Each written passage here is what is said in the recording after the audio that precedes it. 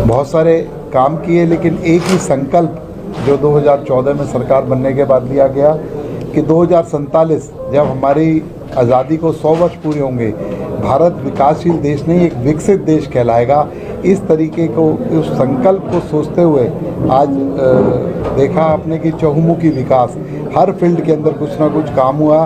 देश के अंदर धरातल पर, रेलवे के अंदर, हवाई के अंदर और तो और अंतरिक्ष के अंदर भी बहुत बड़ी बड़ी भारत ने किया। जो कि महिलाओं की दर जो 1000 पर 918 थी, आज देशव्यापी वो दर है वो बढ़कर 1020 हो गई है 918 से। एक बहुत बड़ी उपलब्धि इन 10 सालों के अंदर मोदी जी के प्रयासों के बाद इसमें हमें अचीव करी है। और पिछले 9 दिसंबर को इसी कार्यकाल के अंदर हम लोगों ने जो मोदी जी का फिर आगमन यहाँ पर ही हुआ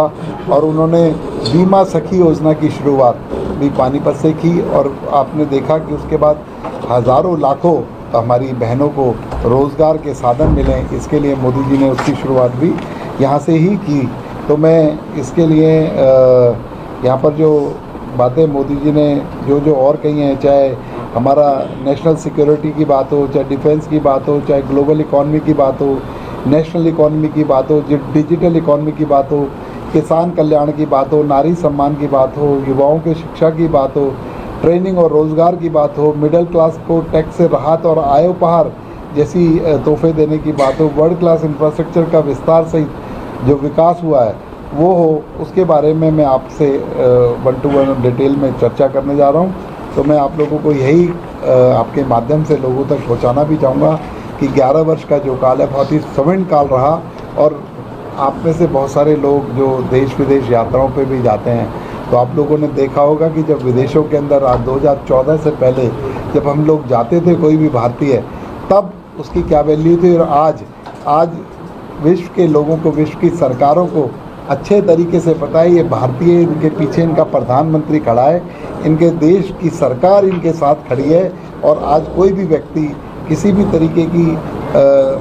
हम लोगों के साथ डिसरिस्पेक्ट की बात हो या कोई अन्याय की बात हो, विश्व स्तर पर भी उसको कैटर करने का काम मोदी जी ने किया। और आप लोगों ने देखा कि कई बार देश में ऐसी परिस्थितियां आई, चाहे रशिया का युद्ध हो जहाँ पर हमारे 23,000 से ज़्यादा स्टूडेंट फंस गए थे। कभी आपने सोचा था कि 2014 से पहले कि रशिया जैसा सशक्त देश रुककर 2 दिन तक लड़ाई को रोककर हमारे स्टूडेंटों को बाहर निकालने का काम करेगा। खाड़ी के अंदर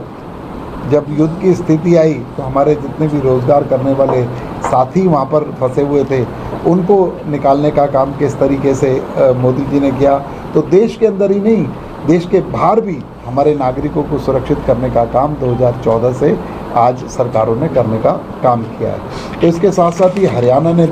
के अंदर भी 2014 में ही सरकार बनी थी, मई के अंदर भारत की सरकार बनी और अक्टूबर के अंदर हमारी हरियाणा की सरकार बनी। उसके साथ साथ हरियाणा ने भी बहुत उपलब्धि, चाहे माननीय मनोहर लाल जी का शासनकाल हो, चाहे नायब सैनी जी का शासनकाल हो, उस भारतीय जनता पार्टी की सरकार में अनेकों उपलब्धियां हरियाणा को प्राप्त हुई। आप लोगों ने देखा कि हरियाणा के अंदर जिसे पोर्टल की सरकार लोग, विपक्ष के लोग कहते थे, डिजिटल सरकार कहते थे,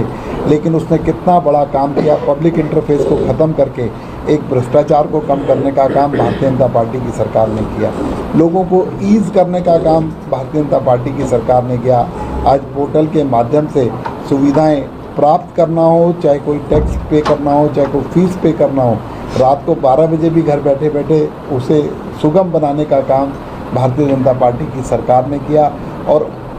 हरियाणा की सरकार ने अपने डिजिटल उपक्रम की वजह से, डिजिटल मुहिम की वजह से सैकड़ों अवार्ड जीतने का काम हरियाणा की सरकार ने किया। तो मैं मित्रों यही कहना चाहूँगा कि हरियाणा ने बड़ी बड़ी परियोजनाओं की सौगात देने के साथ साथ, चाहे उद्योगों की बात हो, चाहे किसानों की बात हो, चाहे जवानों की बात हो, चाहे अपना लोगों के जवानों की बात हो, चाहे हमें लोगों को इलाज मुहैया कराने की बात हो, चाहे लोगों को और सुविधा राशन देने की बात हो, सभी में मैक्सिमम चीज़ों में हरियाणा अग्रणी रहने का काम पिछले 11 साल के अंदर किया है। तो मैं आप लोगों को ये बताऊंगा कि अभी प्रधानमंत्री नरेंद्र मोदी जी 14 बार 11 साल के अंदर हरियाणा के अंदर आए हैं और जब से नायब सैनी जी की सरकार बनी है इस कार्यकाल के अंदर ही 3 बार प्रधानमंत्री जी हरियाणा के अंदर आए हैं, क्योंकि प्रधानमंत्री जी का आना अपने आप में एक प्रदेश के लिए उपलब्धि है। क्योंकि जब प्रधानमंत्री जी भी लास्ट बार आए तो हिसार के अंदर महाराजा अग्रसेन एयरपोर्ट उपहार में देकर गए हरियाणा को। उसके अलावा 800 मेगावाट का बिजली संयंत्र यमुनानगर के अंदर देकर गए। चाहे पहले बीमा सखी योजना हो, कुछ ना कुछ योजनाओं के साथ प्रधानमंत्री का आगमन होता है और इसके लिए बहुत बड़ी उपलब्धि मैं कहूँगा कि चाहे नायब सैनी सरकार की हो चाहे मनोहर लाल सरकार की हो, तो प्रधानमंत्री जी का सहयोग हमेशा हरियाणा को मिलता रहा है और हरियाणा रेगुलर इस पर तरक्की करने का काम करता रहा है। तो मैं इसके लिए बताना चाहूँगा कि गरीब कल्याण के लिए भी बहुत सारे कदम उठाने का काम माननीय प्रधानमंत्री नरेंद्र मोदी जी के कार्यकाल में हुआ। चाहे 4 करोड़ आवासों की बात हो और 81 करोड़ लोगों को निःशुल्क राशन देने की बात है। माननीय प्रधानमंत्री कहना बहुत आसान है, 4 करोड़ आवास, 4 करोड़ अगर कहना हो नंबर हो, लेकिन 4 करोड़ गरीब लोगों को, वंचित लोगों को आवास देने का काम माननीय प्रधानमंत्री नरेंद्र मोदी जी के कार्यकाल के अंदर हुआ। और 81 करोड़ लोगों को पिछले कितने सालों से मुफ्त अनाज घर बैठे देने का काम कोरोना काल के बाद से रेगुलर देश की सरकार करती आ रही है। और क्योंकि अच्छे तरीके से मुझे याद है 2014 से पहले पानी की समस्याएं कि किस तरीके से लोग हमें गांव के अंदर, कस्बों के अंदर हमारी माताएं बहनें सिर पे मटका लेकर, गागर लेकर दूर दूर तक जल भरने के लिए जाती हुई दिखाई देती थी। लेकिन 15 करोड़ घरों में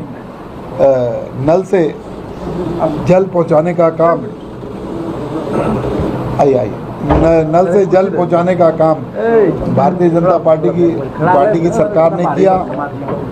और हमारी माताओं बहनों को सम्मान देने का काम, क्योंकि जब माताओं बहनों को शौच के लिए जाना पड़ता था, वो देखती थी किसी तरीके से अंधेरा हो उसके अंदर जाए उजाले के अंदर किस तरीके की असुविधा और मानसिक स्थिति होती थी, उसको समझने का काम माननीय नरेंद्र मोदी जी ने समझा उस दुख को। और 12 करोड़ शौचालय बनाने का काम माननीय मोदी जी ने किया। और बीमा सुरक्षा, जीवन बीमा, सड़क सुरक्षा बीमा के माध्यम से 25 करोड़ लोगों को बीमा देने का काम माननीय मोदी जी ने किया। और 25 करोड़ लोगों को गरीबी रेखा से बाहर निकालने का अगर काम हुआ तो मोदी जी के कार्यकाल के अंदर हुआ, इस 11 साल के अंदर हुआ। और